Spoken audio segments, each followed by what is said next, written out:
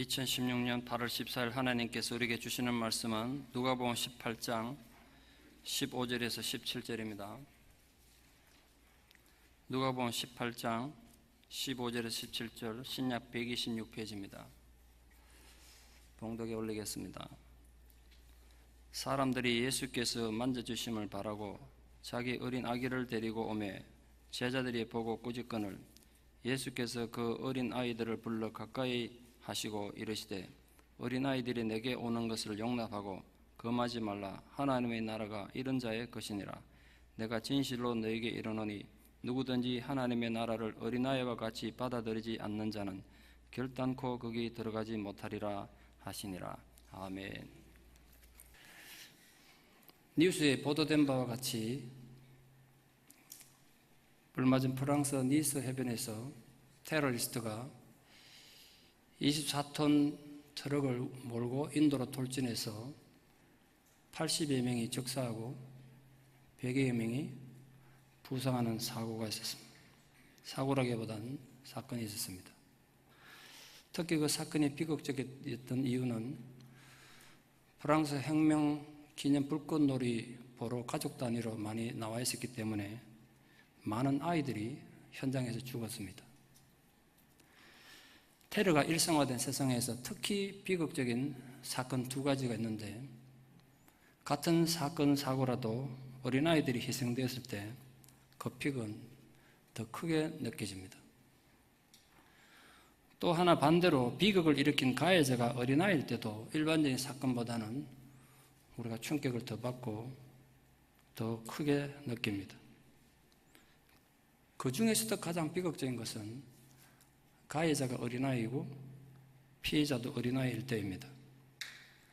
피해자가 어린아이여서 가슴 아프고 비극을 일으킨 가해자가 어린아이이기 때문에 어떤 면에서는 가해자이기 이전에 피해자일 수도 있기 때문에 마음대로 정죄할 수도 없고 미워할 수도 없습니다. 그래서 더 비극적이기도 합니다. 그러면서 1999년 4월 20일에 있었던 콜로라도 컬럼바인 고등학교 총기 난사 사건은 미국에서 일어난 수많은 총기 난사 사건 중에 가장 비극적인 사건이라 할 수 있습니다. 그래서 사람들이 총기 사고로 죽은 15명을 위해서 그 학교 교정과 미국 전역에서 15개 십자가를 세웠습니다. 그 중에 2개는 범인의 것입니다. 다른 사람 향해서 총을 쏜 범인들이지만 단순히 범인으로 보지 않고 그들도 어떤 면에서는 희생자고 피해자라는 생각에서 그들의 죽음까지 애도하는 걸 보고 참 성숙한 나라구나, 그걸 감동적으로 느낀 적이 있습니다. 물론 이후에 화가 난 살해당한 아이의 아버지가 도끼로 그 2명의 십자가를 찍어버리긴 했습니다만, 지난주 말씀드린 나는 가해자의 엄마입니다 라는 책은 끔찍한 총기 난사 사건을 일으킨 그리고 자살해 죽은 아들에 대한 감상적인 회고록이 결코 아닙니다.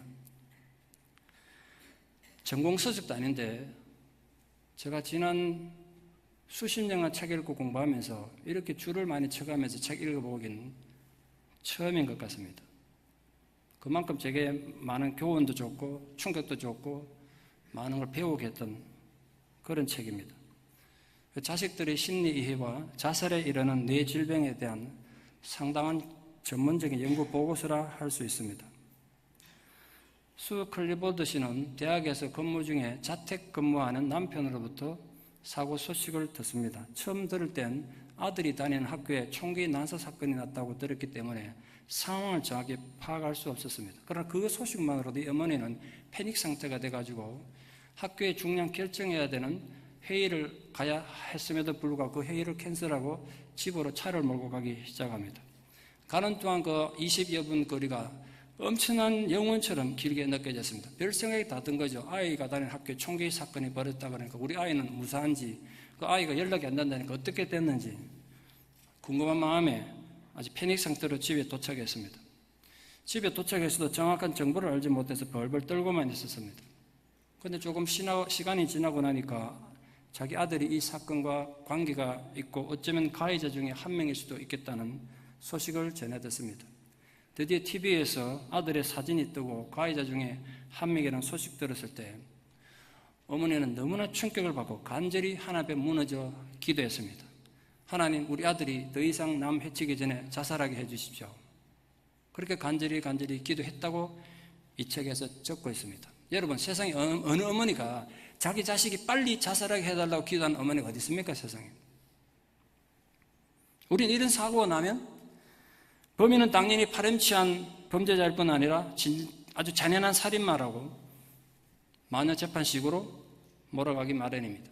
원래부터 난폭한 성격과 폭력 성향으로 문제가 많았던 인간으로, 그리고 그런 문제를 둔 부모 역시 문제 부모여서 부모들의 잘못된 양육의 대가로 사회가 이렇게 비싼 대가를 지불한다고 범인과 범인의 부모를 싸잡아 비난하고 저주하는 것입니다. 미국을 충격에 빠뜨린 이 비극적 사건의 원인을 찾기 위해서 범인의 부모를 상담 심리학자였던 앤드루 솔로몬 씨가 오랜 시간 상담했습니다. 앤드루 씨도 처음엔 이 클볼드 부부를 상담하기 전에 이 부부를 만나 상담하면 분명히 부모에게 문제가 있을 것을 발견하게 될 것이다. 대화해보면 인격도 드러나고 성품이 드러나니까 분명히 부모들에게 문제점 보일 것이고, 그런 내가 이 비극이 왜 일어났는지를 세상의 이유를 설명할 수 있을 것이다. 그런 생각으로 오랜 시간 상담했습니다. 그런 클볼드 부부와 오랜 시간 상담하고 난 결론은 전 세계적으로 충격을 주었던 이 끔찍한 총기 난사 살인범의 부모라고 하기에는 너무나 모범적이고 정상적인 가정이었던 것을 알고 이 상담 심리학자 더 충격받습니다. 그래서 얻은 결론입니다. 부모는 자기 아이를 가장 모를 수 있다. 어쩌면 부모가 자기 자식을 안다는 건 애초에 불가능한 일일지도 모르겠다고 결론에 도달했습니다.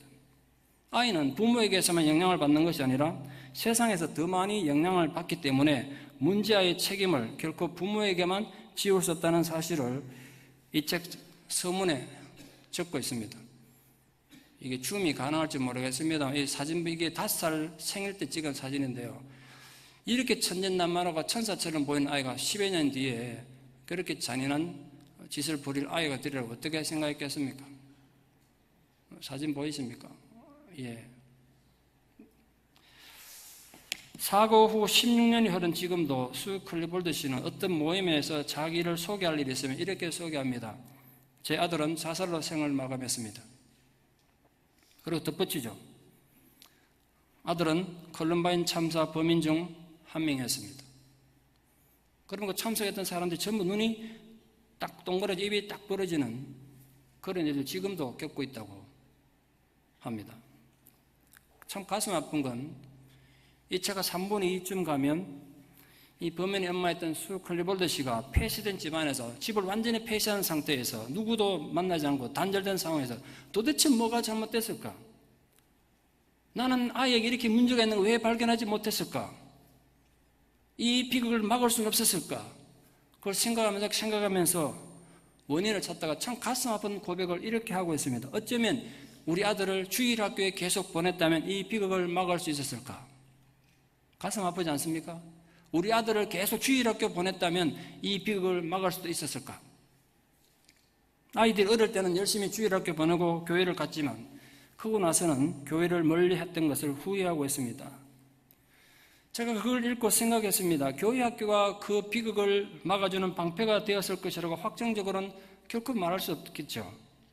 그래서 적어도 그 어머니가 이 비극 앞에서 그런 후회는 하지 않을 수 있지 않았을까 하는 안타까움이 있었습니다. 게다가 우울증을 앓고 있던 아들 딜런이 부모 앞에서는 전혀 그런 것 아닌 것처럼 아무 일 없는 것처럼 자신을 꾸몄지만 교회 안에서 만약 의미 있는 만남을 가졌다면 그 사춘기 예민한 시절에 어쩌면 자신의 아픈 속내를 드러낼 수도 있지 않았을까.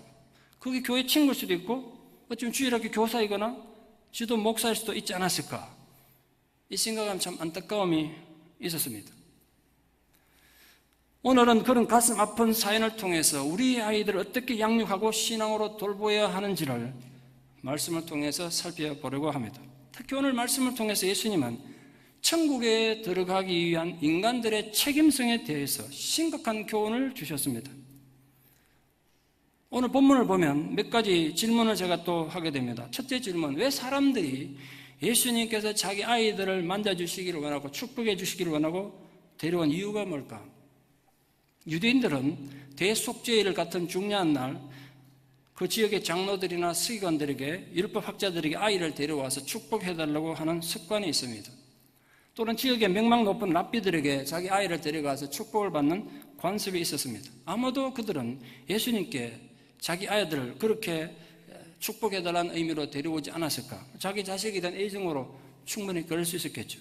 문제는 두 번째 질문입니다. 왜 제자들은 사람들이 어린아이를 데려온 걸 막았을 뿐 아니라 그 부모들을 꾸중하고 야단쳤는가? 어쩌면 제자들은 예수님께서 지금 심각한 마음으로 설교 중인데 예수님 번거롭게 하거나 가르침이 중단되는 걸 막기 위해서 어린아이들 접근을 막고 부모들을 책망했는지도 모르겠습니다. 아니면 지금 결전의 장인 예루살렘 향해서 십자가를 향해서 올라가는 예수님의 그 비상한 길에 이 시덥잖아 보이는 어린애들 와서 괴롭혀오는 건 안 된다, 이렇게 생각할지도 모르겠죠. 그에 대하여 인격이 미성숙한 어린아이는 사람 취급도 하지 않았던 단지 귀찮은 존재로만 생각했던 당시의 일반적인 사회적 분위기 때문에 제자들은 아이들을 무시했을 확률이 더 높습니다. 이유가 무엇이든지 간에 제자들은 아이들을 거부하고 아이들을 데려온 부모들의 행동을 비판하고 나무라고 했습니다. 사람들이 체면이 있어야지 이 무슨 무리한 짓이냐 이거죠. 제자들은 자기들 딴에는 이렇게 행동하는 것이 아이들을 막고 아이들 데려온 부모를 나무라는 것이 예수님을 위하는 것이라고 생각했습니다. 예수님 방해를 한 게 아니에요. 절대로 예수님 싫어서 아니에요. 예수님을 위해서 했어요. 예수님도 당연히 어린아이들 와서 자기 설교하는 걸 방해하고 귀찮게 하는 걸 싫어할 것이다, 그렇게 생각했던 것입니다. 결국 제자들은 아직도 예수님 가르침을 이해하지 못하고 있었던 것입니다. 우리 지난주 살펴본 것처럼 심지어 바리새인과 세리의 충격적인 비유를 조금 전에 들었단 말이에요. 그런데도 아직 예수님의 마음을 이해하지 못하고 있었던 것입니다. 문제는 우리에게는 오늘 이 제자와 같은 자세는 없습니까? 우리는 제자처럼 아이들을 그렇게 대하고 있지 않습니까? 우리가 어떤지 제가 확인을 한번 해볼까요? 우리들의 상태가 어떤지? 제가 묻겠습니다. 지금 저 뒤에 구석에서 예배드리고 있는 아이들 우리 교회 교인입니까 아닙니까? 우리 교회 출석이 몇 명이 헤아릴 때 그 애들 헤아려야 됩니까 안 헤아려야 됩니까? 대개 교회 출석기 몇 명 그러면 애들은 생각 안 합니다. 어른들, 눈에 보이는 어른들만 생각합니다. 어른들만 몇 명 나오나 신경 쓰지 애들은 오는지 가는지 신경도 안 씁니다. 저희 교회가 매주 최소한 500명 이상이 출석하는데 그때 500명 이상 그럴 때 아이들도 들어가야 됩니다. 그러면 아니 애들도 넣습니까? 어떤 분은 그러더라고요. 애들을 왜 헤아리냐는 거죠. 그만큼 우리는 아이들을 무시합니다. 쫓아다녀도 우리 교인이라고 생각 안 하는 거야. 귀찮게 생각합니다, 그냥. 애들이 뭐 헌금하는 것도 아니고 교회 재정이나 축내고 교회 기물이나 부수고 어지럽히고 청소를 합니까? 교회에 무슨 이익이 되냐고 생각하는 무의식의 생각들이 여러분 속에는 혹시 없습니까? 대충 교회에서 해주는 떡이나 먹고 잠잠하죠. 시끄럽냐 이거죠, 애들이. 그런데 여기서 뜻밖의 반전이 일어납니다. 예수님은 아이들을 데려와서 분위기를 흐트리는 부모를 나무란 것이 아니라 도리어 부모들을 나무라고 아이들을 금지한 제자들을 꾸짖으시면서 어린아이를 기꺼이 맞아주셨습니다. 게다가 그 어린아이들을 우리가 하나님 나라 들어갈 수 있는 자의 모델로 삼으셨습니다. 그럼 예수님이 그 어린아이를 가까이 부르신 이유가 뭡니까? 특히 어린아이를 천국 가는 기준으로 삼으신 이유가 뭘까요? 그리고 그것이 오늘 이 시대를 살아가는 우리에게는 어떤 의미가 있겠습니까? 오늘 본문은 공관복음, 마태, 마가, 누가복음 세 곳에 나오는 본문인데 사용된 단어가 분명히 다릅니다. 마태와 마가에서는 7세 미만의 어린아이, 7세 미만의 어린아이도 크지 않습니까? 그 어린아이를 상징하는 파이디아라는 단어를 사용했습니다. 근데 누가는 분명히 그거와는 다른 브레페라는 단어를 사용했습니다. 브레페란 까나나기처럼 정말 어린 아이를 가리킵니다. 누가는 특히 하나님 나라에 대한 관심이 굉장히 컸어. 그 하나님 나라에 대한 비유를 많이 말씀했습니다. 그래서 이 브레페, 즉 까나나의 특성을 하나님 나라와 깊은 관계가 있는 것으로 설명하고 있습니다. 브레페는, 까나나기는 부모들에게 절대적으로 의존할 수밖에 없습니다. 부모들의 전적인 돌봄과 보호가 없이는 죽고 말 것입니다. 예수님 의도는 이것입니다. 천국이란 브레페가, 즉 가난하기가 부모들의 돌봄에 절대적이고 전적으로 의지하는 것처럼 하나님 나라를 전적으로 의지하고 신뢰하는 겸손한 자가 천국을 소유하게 된다는 것입니다. 하나님 나라는 자기 의를 내세우는 교만한 바리새인이 아니라 자신의 죄를 인정하고 하나님 긍휼하심에 전적으로 의지하는 세리 같은 사람이 소유하게 된다는 것입니다. 그러므로 신앙의 출발점도 마지막 결성점도 겸손한 자기 비움과 철저한 자기 죄의 고백에 있는 것입니다. 내가 진실로 너에게 이르노니 하나님 나라를 어린아이와 같이 받아들이지 않는다면 결코 너희는 천국에 들어가지 못한다고 오늘 하셨습니다. 내가 진실로 너에게 이르노니, 이 표현은 예수님께서 내가 지금 하고자 하는 말씀이 너희들에게 너무 중요하다 이걸 강조하시거나 내가 정말 진리를 말하고 있다는 걸 강조하실 때 자주 사용하시던 표현입니다. 내가 진실로 너에게 이르노니, 내가 진실로 이걸 헬라라면 아멘입니다. 우리가 기도 끝날 때 아멘 하는 그 단어가 여기서 나온 겁니다. 결단코 들어가지 못하리라. 헬라 원문은 부정어를 두 번 써서 이중부정어로 되어 있습니다. 이거 한글 성경으로 이중부정을 번역하기 힘들기 때문에 우리는 결단코라는 원문에 없는 단어를 쓴 겁니다. 천국은 이런 자의 것이니라는 것은 어린아이 특성을 가진 사람들이 결국 천국을 소유하게 될 거란 거죠. 하나님 나라 들어가는 조건은 뭐 얼마나 이 땅에서 대단한 업적을 남긴 어떤 대단한 사역을 했느냐가 아니라 어린아이처럼 하나님 나라를 인정하고 하나님 은혜를 받아들이는 겸손한 태도가 가장 중요하다는 거예요. 아이들의 특성이 도대체 뭡니까? 아이들은 순진합니다. 겸손하죠. 전적으로 신뢰합니다. 온유하고 겸손하지 않습니까? 얼마나 소박합니까? 그러니까 우리가 천국에 가기 위해서도 그런 성품을 잘 가져야 되고 자꾸 갈고 닦아야 된다는 거예요. 젖먹이가 엄마의 품에서 엄마를 전적으로 의지하고 믿듯이 자기 머리로 하나님 분석하거나 계산하지 않고 전적으로 하나님을 믿고 전적으로 하나님을 온전히 의지하는 그 어린아이의 동심과 같은 깨끗한 마음을 가진 자들이 바로 하나님 나라에 합당한 자들이라는 것입니다. 그런데 일반적으로 우리는 하나님 나라를 받아들이는데 온갖 장애를 겪습니다. 하나님 나라가 내 경험이 안 맞아. 내가 그동안 학교에서 배운 지식하고 너무 안 맞아. 내 상식과도 맞지 않습니다. 그래서 많은 사람들이 내 지식, 내 경험, 내 상식을 천국보다 하나님의 말씀보다 더 중요한 것으로 생각하는 것이 일반인들의 자세 아니고 우리들의 자세 아닙니까? 그래서 오늘 예수님이 가르치면 특히 오늘을 사는 우리들에게 두 가지 방면에서 중요한 교훈을 주고 있습니다. 그래서 오늘 본문은 두 가지 방향에서 우리가 깊이 묵상해 봐야 합니다. 첫째는 예수님 말씀하신 의도대로 우리가 돌이켜서 어린아이처럼 믿어야 하는 것입니다. 그러니까 지금 우리 현재 모습이 아니라 변화되어야 될 신앙의 목표를 예수님은 그렇게 분명히 제시해 주셨습니다. 그렇지 않으면 결단코 천국에 들어갈 수 없다는 거예요. 좀 이해를 쉽기 위해서 말씀드리면 그게 무슨 소린가 하니 박상근 목사, 제가 이 세상에서 가장 성공적인 목사가 될 수 있습니다. 인간적인 방법으로. 여러분들이 남들이 가장 부러워하는 아주 성공적인 장로, 집사, 권사가 될 수 있습니다. 뛰어난 성가대가 될 수도 있고 남다른 재능과 대단한 기술로 모든 성도들에게 박수받고 환호받는 대단히 성공적인 구역장이나 교인이 될 수 있습니다. 그러나 만약 여러분들이 어린아이처럼 하나님의 나라를 받아들이지 않는다면 그 모든 인간적인 성공과 박수와 환호에도 불구하고 결단코 천국은 들어갈 수 없습니다. 예수님 강조점은 이것입니다. 어린아이들이 자신들이 가진 신앙의 자세, 그 어린아이들의 순수한 믿음의 순수성, 그게 없으면 제 아무리 잘나고 큰소리 치고 잘난 척해도 결단코 천국에는 들어갈 수 없다는 겁니다. 여러분이 뭐 장로, 집사, 권사로 소용없어요. 그걸로 가는 거 아니에요, 천국은. 그래서 우리가 오늘 무섭도록 분명한 진실 하나를 꼭 깨닫고 돌아가야 합니다. 그리고 그걸 인정해야 합니다. 우리가 이렇게 폼 잡고 그릇되게 예배당 꾸미고 예배를 드리고 있지만 적어도 우리보다 천국에 더 가까이 가 있는 것은 우리들이 아니라 이 예배당 저 뒤에 한쪽 구석에서 예배 드리고 있는 그 아이들이라는 사실. 그 아이들이 우리보다 천국에 더 가까이 가 있다는 사실. 그러니까 여러분 좀 이따 식당 가서 아이들 보거든. 아이들 볼 때마다 아이고 시끄럽게 귀찮게 해도 네가 나보다는 천국에 더 가까이 가 있는 네가 내보다는 복 있는 아이구나 이렇게 생각하라는 거예요. 그렇다면 아이들이 하늘나라에 들어가는 자들의 모델이 되고 기준이 되는 이유는 뭘까요?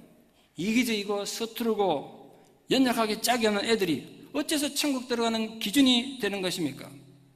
우리 교회만 해도 우리가 아이들을 하나님에 대한 하나님 나라에 대한 기준으로 삼느냐 말이에요. 여러분들이 아이들 보고 아이고 내가 저 애처럼 예수를 믿어야 될 텐데 저 아이가 내가 천국 가는데 본받아야 될 내 신앙의 모범이다 이렇게 생각하십니까? 죄송합니다. 우리 그러지 않습니다. 오히려 무능하게 생각하고 별 볼 일 없이 생각하죠. 그게 바로 우리 교만 때문이고 죄에 물든 타락한 본성 때문인 것을 고백합니다. 그러면 안 되는 것도 고백합니다. 아이들이 하늘나라 가는 기준이 되는 것은 아이들이 완전해서가 아니라 오히려 불완전하기 때문입니다. 아이들이 강해서가 아니라 오히려 약하기 때문입니다. 아이들이 똑똑해서가 아니라 무지하고 어리석기 때문에 그들은 하나님 나라를 자기들 것으로 가질 수 있습니다. 왜냐하면 그 결과 아이들은 어떤 전제 조건도 없이, 어떤 선입견도 없이, 어떤 자기 고집이나 자기 주장도 내세우지 않고 있는 그대로, 가르쳐주면 가르쳐준 그대로, 보이는 그대로, 느끼는 그대로 하나님 나라를 순수하게 받아들이는 것입니다. 또한 어떤 경우에도 자신의 공로를 내세우지 않습니다. 아이들은 하나님 나라를 전적인 선물로 받는다는 사실을 의심 없이 받아들입니다. 마치 크리스마스 선물을 가져다 주는 산타클로스를 믿는 것처럼 아이들은 천국을 기꺼이 믿고 받아들입니다. 하나님 나라가 전적으로 은혜의 선물임을 의심하지 않는 것입니다. 그 점이 바로 우리들의 신앙과 구원의 모델이 되는 것입니다. 오늘 아이들에 대한 예수님이 들려주신 또 하나 중요한 교훈이 있습니다.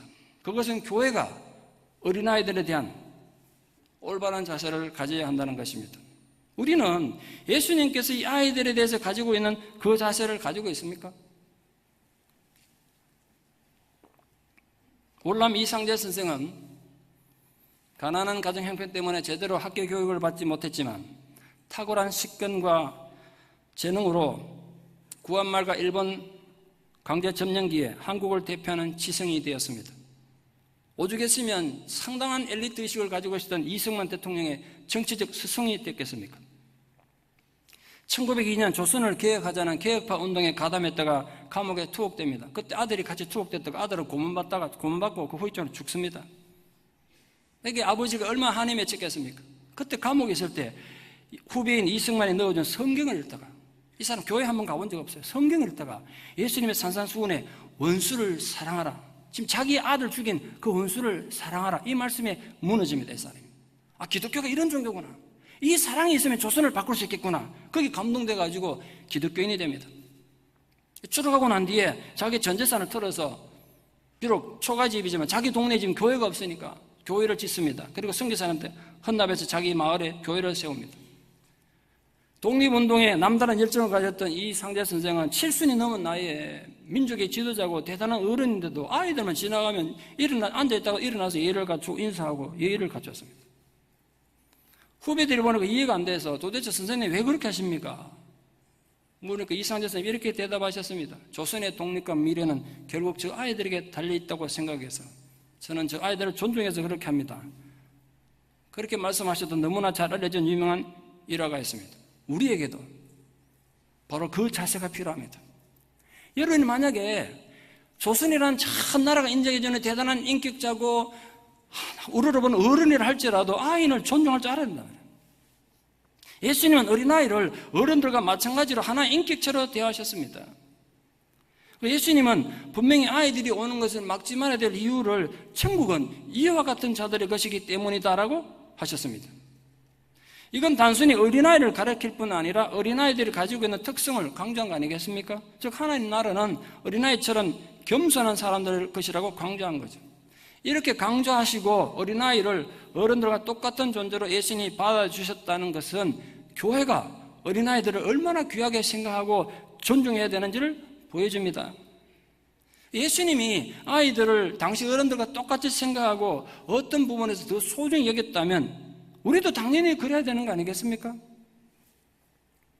미국 전체 초중고등학교 교사 숫자가 한 400만 명쯤 됩니다. 선생님 그렇게 많습니다. 선생 숫자만 400만 명쯤 되는데 그 중에서 해마다 가장 위대하고 훌륭한 선생을 뽑아서 올해의 교사상을 대통령이 직접 줍니다.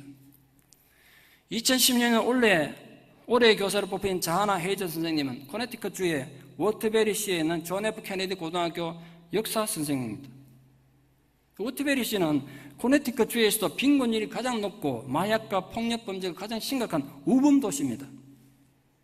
그러나 그 학교 학생들의 수준이 어떤지 알지 않겠습니까? 그 우범 도시에 있는 학교니까 애들도 뭐 뻔하지 않겠습니까? 그런 불량 학생들을 헤이저 선생님이 진정으로 사랑하고 돌봤다는 거예요. 단지 공부만 신경 쓴 게 아니라 그들의 마약 문제도 상담해주고 누구도 들어주지 않는 개인적 고민거리도 들어주면서 진심으로 선생님 다가갔습니다. 그러니까 아이들이 선생님 진심 알고 변해가기 시작한 겁니다. 헤이즈 선생님이 그렇게 문제아이들의 열정을 가지고 대했던 이유는 자신이 또한 문제아이였기 때문입니다. 한때 그녀는 고등학교 다닐 때 학교에서 최우수 학생으로 뽑히기도 했지만 17살에 어떠가 하다 보니까 어린 나이에 아이를 낳게 됩니다. 17살에 엄마가 돼버렸으니까 고등학교 못 다니잖아요. 그 10대 엄마를 위한 교정 프로그램 거기 다니는데 무슨 공부를 할 수 있겠어요? 학업의 흥미도 잃어버리고 삶에 대한 비전을 다 잃어버렸습니다. 게다가 마약 중독자였던 어머니가 마약에 찌들려가지고 재활치료를 힘겹게 해내는 과정을 지켜보면서 자랐습니다. 그런 그녀를 끝까지 포기하지 않고 붙잡아준 것은 고등학교 상담 선생님이었습니다. 미국 고등학교는 우리처럼 뭐 담임제도 이런 게 있는 게 아니지 않습니까? 그냥 의무적으로 대학을 보내보는 그만인데 이 선생님은 이 학생이 너무 안타까워서 끝까지 돌본 겁니다. 그 선생님의 헌신적 사랑 때문에 10대에 미혼모였던 헤이즈는 고등학교 졸업 자격증을 갖게 되고 자기 집안에서 최초로 대학생이 됩니다. 결국 대학을 졸업하고 교사가 된 자하나 헤이즈 선생님은 자신이 겪은 아픔을 겁을 삼아서 방황하는 아이들을 이해하고 이렇게 세워주는 디딤돌이 될 수 있었습니다. 그래서 원래 미국을 대표하는 올레 선생님 되고 나는데 신문기자와 인터뷰할 때 기사가 이렇게 됐습니다. 자신의 교육 철학을 이렇게 설명한 걸 제가 기사를 읽어봤습니다. 요즘 교육이 성적과 대학 진학에 초점을 맞추고 있지만 전 학생들이 이웃을 배려하고 성실한 시민이 되는 데 중점을 두었습니다. 모든 학생은 자기 나름대로 재능을 가지고 있고 그 재능이 무엇인지 깨닫게 해서 지역사회의 다른 사람들과 함께 일할 수 있도록 하는 것이 교육이라고 생각합니다. 우리가 좀 귀담아 들을 필요가 있는 말 아닙니까? 자하나 헤이즈 선생님은 지난 2016년 5월 3일 백악관 로즈가든에서 오바마 대통령으로부터 올레 교사 메달을 수여받았습니다.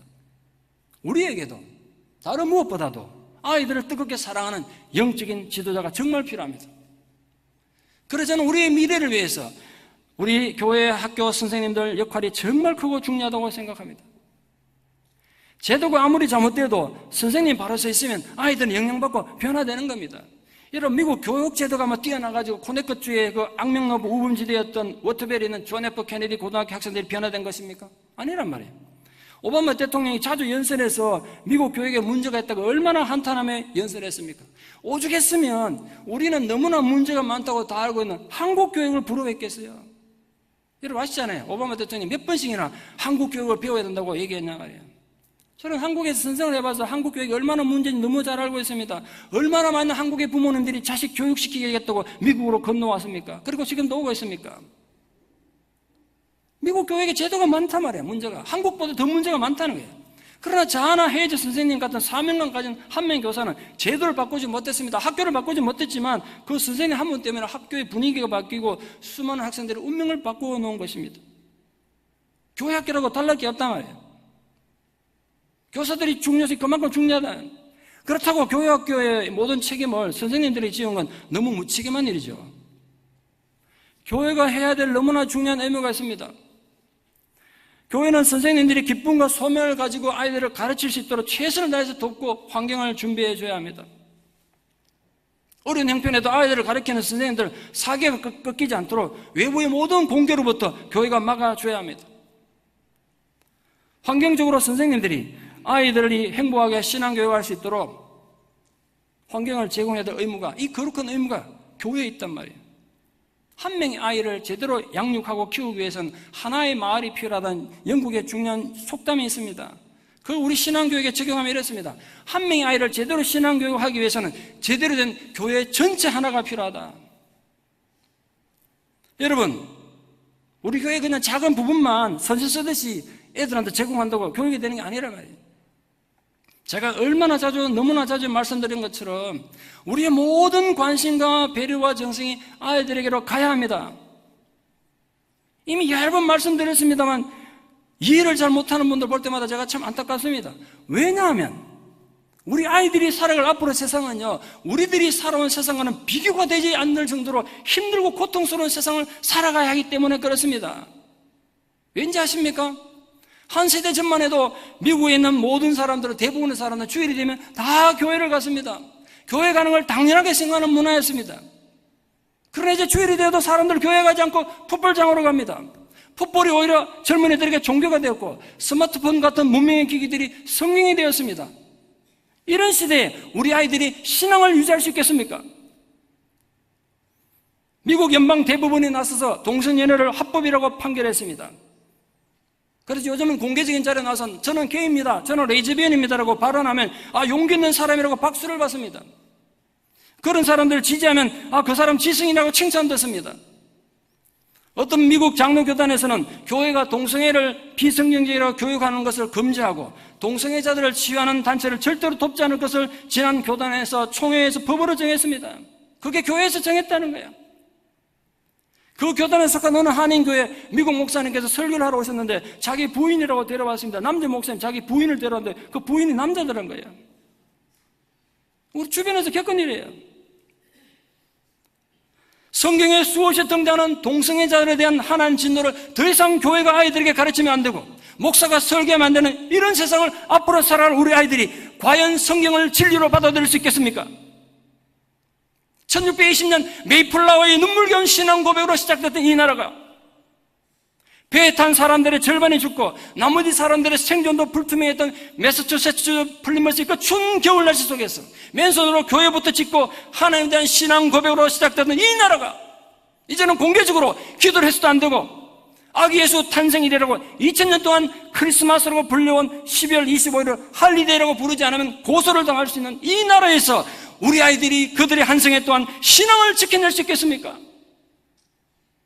그러면서 우리는 우리 자녀들 세대에 너무나 큰 빚을 진 것입니다. 신앙적으로 빚을 졌을 뿐 아니라 사회적, 문화적으로 너무나 큰 빚을 진 것입니다.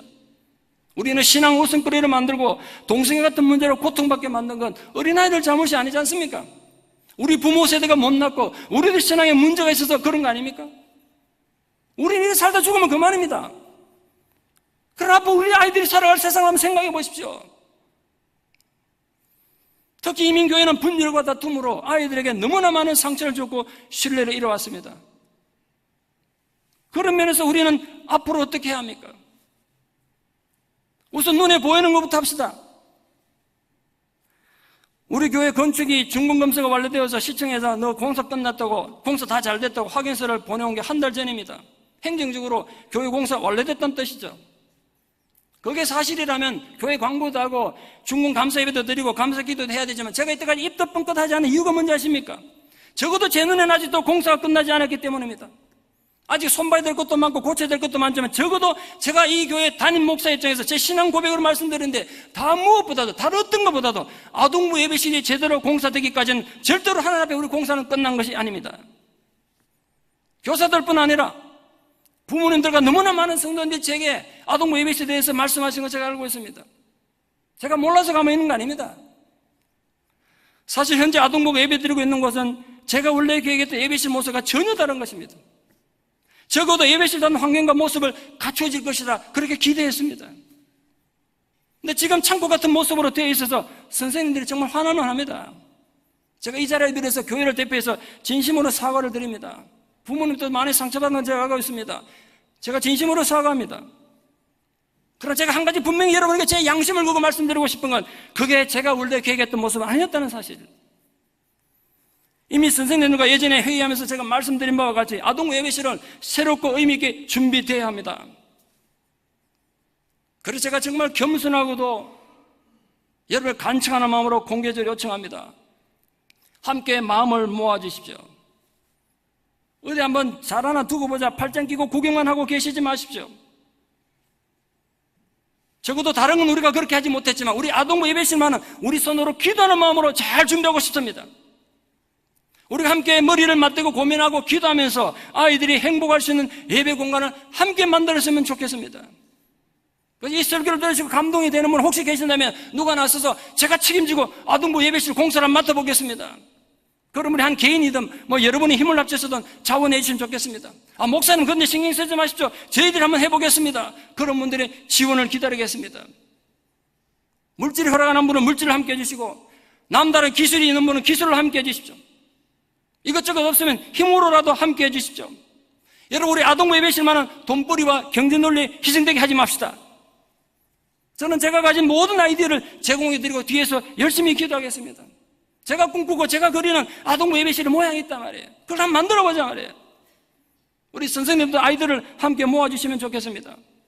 우리 부모님들이나 여기 계신 할아버지 할머니들, 우리 아이들, 우리 손자 손녀들의 미래 신앙 교육을 생각하는 마음으로 지원해 주시면 큰 힘이 될 것입니다. 그렇게 우리의 연합함이 하나님 보시기에 얼마나 아름다운 일이 되겠습니까? 아이들을 무시하지 말고 용납하라. 천국이 이런 자들의 것이라고 말씀하신 예수님께서도 우리들의 헌신에 기쁨으로 격려해 주실 것을 믿습니다. 오늘 본문을 통해서 예수님께서 제자들에게 천국 시민의 자격에 대해서 가르쳐 주셨습니다. 그런데 그 자격이란 것이 제자들이나 일반인들이 생각하는 것과는 너무나 거리가 멀었습니다. 예수님은 갓난아기들이 부모를 전적으로 믿고 의지하는 것처럼 진실하고 겸손한 자세로 하나님을 믿고 의지하는 자만이 천국에 들어갈 자격이 있다고 심판적 선언을 하신 것입니다. 진실로 우리들이 교만하고 나태한 모습에서 돌아서서 순전하고 겸손한 어린아이의 신앙을 회복하는 지롭고 복 있는 성도들 되기를 축원합니다. 그리고 예수님의 그 마음에 내가 정말 아멘으로 동의합니다라는 고백으로 아이들의 신앙교육과 미래를 위해서 희생과 헌신을 기꺼이 감당하는 충성스러운 우리 주님의 교회가 되고 성도들 되시기를 진심으로 축원합니다. 기도드리겠습니다.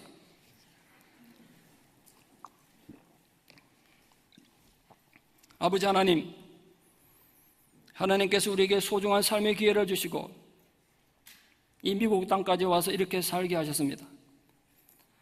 우리는 우리가 밥 벌어먹는 일에 너무 열심히 하느라 우리 자식들 세상 공부하는 일에는 너무 열심히 했지만 신앙교육은 그렇지 못했던 것을 고백합니다. 우리 아이들이 앞으로 살아갈 세상을 생각하면 너무나 가슴 아프고 아이들에게 너무나 죄스러운 마음을 가집니다. 그러나 주님께서 우리 아이들을 생명싸게 지키고 보호해 주셔서 세상이 아무리 타락해져 가고 반기독교적이고 비성경적인 세상이 판을 치더라도 우리 아이들의 영혼을 지켜주시옵소서. 오늘 주님께서 너희들이 돌이켜서 어린아이처럼 천국을 받아들이지 않으면 결단코 천국에 들어가지 못한다고 경고하셨습니다. 우리들 내면이 진정으로 변화되고 성숙해져서 우리 심령이 어린아이처럼 겸손해지고 순수해지는 은혜가 있기를 바랍니다. 또한 우리의 미래와 우리 어린 자녀들과 그 자녀들의 자녀들이 앞으로 살아갈 신앙의 세상과 이 험한 세상을 생각하면서 우리가 아이들이 행복하게 하나님을 만날 수 있는 자리를 함께 마련해가는 교회가 되게 하여 주시옵소서.